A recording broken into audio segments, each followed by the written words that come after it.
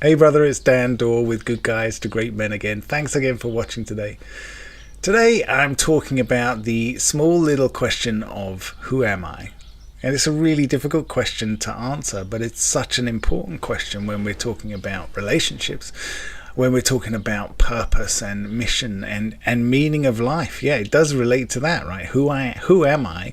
If you don't have a clear view of who you are, then the meaning of your life is going to be fluctuating all the time. Your sense of self, your sense of confidence in yourself is going to be fluctuating all the time. So many of the guys that we speak to, myself included, have become amazing chameleons. Depending on the situation that we find ourselves in, we will mold and adapt ourselves to meet that situation, to be whatever it is the situation needs us to be. And that's great, and it works really well in a business environment, because obviously in a business environment you need to provide a certain service and then you will get compensated for that service. But in a relationship, it's totally different.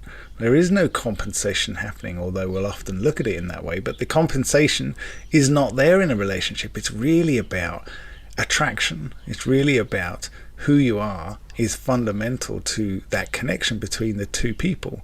And that's the same whether this is a romantic relationship or a friendship or colleagues or good working rapport, that sort of stuff. It's really important for the relationship connection part of those relationships.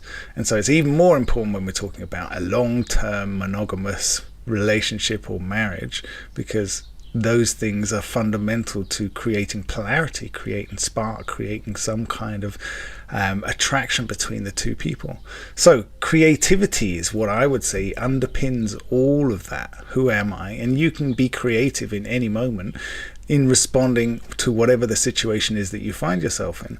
So this is why we're always talking about values and standards and principles and that sort of thing, because being able to be clear in what's important to you, what values you resonate with, that stand out for you, that you want to hold yourself to, that you think the world would be a better place if more people held themselves to these standards. But the only person you have any control over is you, obviously, so you have to start with you.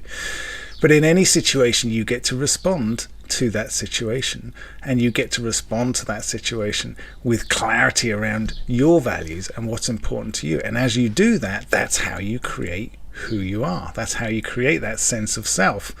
And so the more you do this, and you can chop and change, obviously, and learn as you go along, and opinions and beliefs change as we grow older and encounter more of life experience.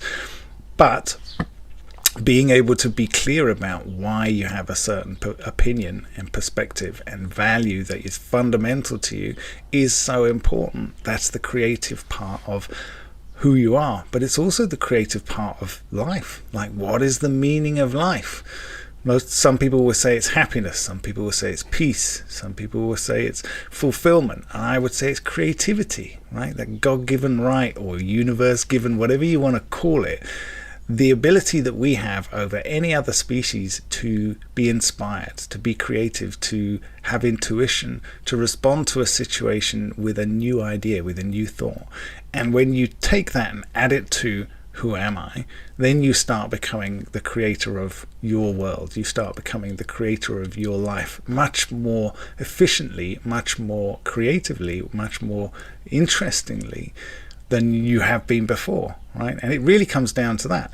So you don't need huge amounts of values and principles and standards, but you do need some fundamental ones, some that are non-negotiable, that you don't budge on with anybody else, because those things are going to underpin any of the decisions and any of the choices and the way that you respond to everything. So who am I becomes this creative process. It becomes something that is ever evolving, and that's really interesting. That actually is really exciting. That creates some inspiration about what's going to happen next. So oftentimes when we're speaking to guys in coaching, he's got to a really good place of confidence and sense of self when he's going, actually, I'm looking forward to the next time that my wife has a difficult day, or the next time that something goes wrong at work, because I get to choose how I want to respond to it, and I trust myself to be creative in that. We're talking about spiritual confidence in yourself to respond to a situation, to evolve and grow and learn and become something more than you were the previous moment in the previous situation.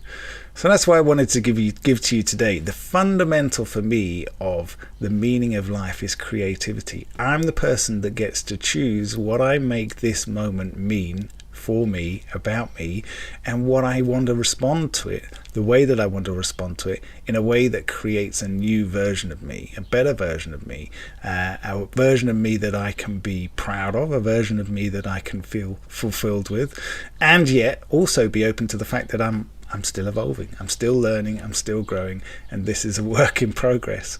So that's what I got to give to you today, guys. Send me your feedback, put a comment below the video. I'd love to hear what you got from this, what you heard from this video. Take care.